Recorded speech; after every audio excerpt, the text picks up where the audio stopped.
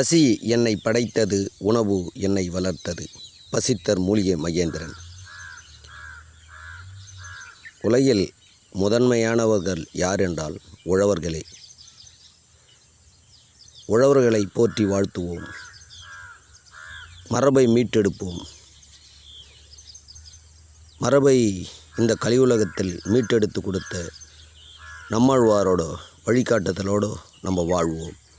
நம்ம குடும்பமும் நம்மளுடைய பிள்ளைகளும் பேரப்பிள்ளைகளும் கொள்ளு பேரன்களிடம் நலமோடு வாழ்வார்கள். உண்மை மார்க்கத்தை கொடுத்தவர் நம்மாழ்வார் யார்? உண்மை மார்க்கத்தை கொடுத்தவர். அதனால் இன்று பாருங்கள், என்னுடைய நிலத்தில் பப்பாளி பார்த்தீங்களா, என்னென்ன ரகம் இது பாருங்கள். ஒரு விவசாயி இது பாருங்கள், மகிழ்ச்சி அடைகின்றேன். எப்பொழுதும் நான் மகிழ்ச்சியாகவே இருப்பேன். ஏனென்றால் நான் படைப்பினிடம் வேலை செய்து கொண்டிருக்கின்றவன். மரத்தை பார்த்தீங்களா, ரசா எங்கள் நிகழ்ச்சியெல்லாம் காமெடியாக இருக்கும். அந்த வேதனையாகவும் புலம்புறதோ அது மாதிரிலாம் இருக்காது. பார்த்தீங்களா, செவ்வாய்கோலை போய் நோண்டிங்கிறான் மனுஷன், ஆனால் ஒரு பலனும் இல்லை. நான் செவ்வாய்கோலை நோண்டத்தை விட்டுட்டு மண்ணை நோண்டி 2 பப்பாளி 25 பப்பாளி விதை போட்டேன். பார்த்தீங்களா காயை? ஏய் சிங்கம் பாருங்க, எப்படிங்கிறான் பாருங்க சிங்கம். அடி கம்பீரமாகறான் பட்டு. இது பாருங்க, அவனை முத்தமிட்டு நேசிப்பேன். ஏய் ரசா, நான் என்ன உழைச்சண்டாவா, தண்ணி ஊற்றி வளர்த்தண்டா உன்னை. எப்படியே இது பாருங்க, தண்ணி ஊற்றி வளர்த்தண்டா. நீ நன்றி உணர்வோடா காய் குத்துட்டு போகிற வீட்டுக்கு எத்து மாறண்டா. பழம் வீட்டில் இருக்கிறவங்க மகிழ்ச்சியாக சாப்பிடுவாங்க. மீதி உலக மக்கள்கிட்ட வீட்டுக்கு போயிட்டு மீதி உலக மக்கள்கிட்ட ரசா உலக மக்களை வாழ வைடப்பா. விதையுள்ள பப்பாளி இவன் பார், கொஞ்சம் ஜப்பானீஸு. அதுபா சரியான ருசி இருக்கும். நாட்டுக்காய்ங்க எந்த ரசாயன கெமிக்கல்கள் எதுவுமே இதில் கிடையாது. இதை விட ஜப்பானீஸ் இன்னும் 2 பேர் இருக்கிறானுங்க. 2 வீடியோ வரும், பயங்கரமாக இருப்பான், செம்ம ஜாலியாக இருப்பாங்க. அது பாருங்க, அவனுடைய அழகை பாருங்கள். அது பாருங்க, ஒரு இயற்கையோடு வாழணும் அப்படி முத்தமிட்டு நேசிக்கிறேன்னு பாருங்கள்.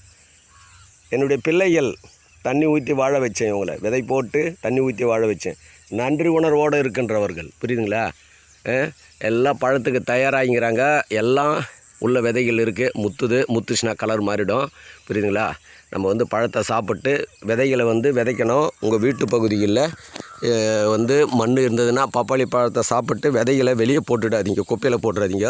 அது பாருங்கள், நான் நட்டதால் இன்றைக்கி எப்படியும் இது பார்த்திங்கன்னா எல்லா பழமும் சேர்த்து ஒரு 10 கிலோ வரும். 8 கிலோ 10 கிலோ வரும்.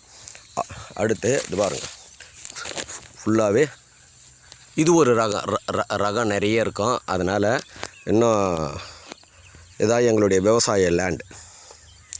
மொத்தம் எங்களுது இது பாருங்கள் 7.5 ஏக்கர். அப்படி இது பாருங்கள். இந்த வீடியோ பார்த்தீங்கன்னாவே உங்கள் கண்ணுக்கு குளிர்ச்சியாக இருக்கும், அப்படியே சொர்க்கமாக இருக்கும். பார்த்தீங்களா, ஒரு விவசாயி எவ்வளோ ஒரு மகிழ்ச்சியாக வாழ்கிறான்னு. மாநகரத்தில் நீங்களாம் மாட்டிக்கினீங்க, என்ன பண்ணுறது? சரி பரவாயில்ல, மாநகரத்தில் வாழ்கிற சூழல் உங்களுக்கு அமைஞ்சிடுச்சு. அதனால் அதுதான் கிணறு. அந்த மரம் பாருங்கள், அது பார்த்திங்கன்னா மாமரம் அது பார்த்திங்கன்னா 80 வருஷம் மரம். அது வயதாகி போச்சு. என்ன காய் வைக்கின்னு தெரியுங்களா? அது செந்தூராது. இது கிணறு பம்ப் செட்டு எல்லாமே எங்களுது தான். எல்லாமே எங்களுடைய லேண்டு இதுதான். அற்புதமாக இருக்க தென்னை மாமரம் எல்லாமே நம்மளை சுற்றி இருக்கும். மகிழ்ச்சியாக இருக்கும். இங்கே வந்தாவே எமோஷன், டென்ஷன், இந்த இடத்தெல்லாம் வாழ்ந்தோம்னா நோய்களே வராது. இது பாருங்கள், ஓடன்னு சொல்லுவோம். சும்மா பனைகள் பாருங்கள், ஈச்ச மரம், பனை மரம் எல்லாமே இருக்கும். அப்படி சில்லுன்னு இருக்கும் இங்கே. அதனால் உங்களால் இங்கே வாழ முடியல. ஆனால் மாநகரத்தில் நீங்கள் இருக்க வேண்டிய சூழல் வந்துடுச்சு. அங்கே வேலைவாய்ப்புகள் அமைஞ்சிடுச்சு. இதுபோல் வீடியோக்களை பார்த்து மகிழ்ச்சி அடைங்க நீங்கள். நன்றி, மகிழ்ச்சி. பசித்தர் மூலியமாக நன்றி, மகிழ்ச்சி. அடுத்து ஒரு வீடியோ வரும். நம்ம ஜப்பானீஸை காட்டுறேன், பயங்கரமானவன். அப்படி மகிழ்ச்சியாக நம்ம வீடியோலாம் பார்க்குறீங்கன்னா சிரிப்பாக இருக்கும். அப்படி சீரியஸாக ஒரு விவசாயினா ஐயோ நான் கஷ்டப்பட்டேன், எனக்கு ஒன்றுமே லாபம் கிடைக்கல, அதெல்லாம் அது பாருங்கள். அப்படி மகிழ்ச்சியாக வருமா. எப்பொழுதும் மகிழ்ச்சி.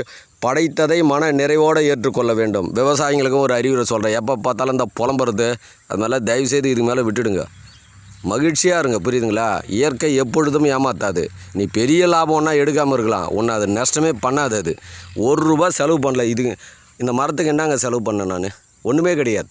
புரியுதுங்களா? தென்னை மரத்துக்கு என்ன செலவு பண்ணோம்? ஒன்றுமே கிடையாது. புரியுதுங்களா? காயோட கம்பீரத்தை மட்டும் பாருங்கள்.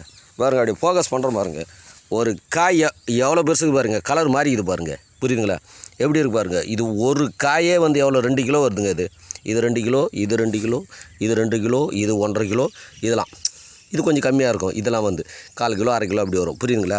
இதுக்கு மொத்தம் என் நிலத்தில் பார்த்தீங்கன்னா இப்போத்துக்கு 20 மரம் இருக்குது. அங்கே பாருங்கள், ஒரே மரத்தில் 3 கிளை இருக்கும். அவர் பயங்கரமான அது ஒரு ரகம்.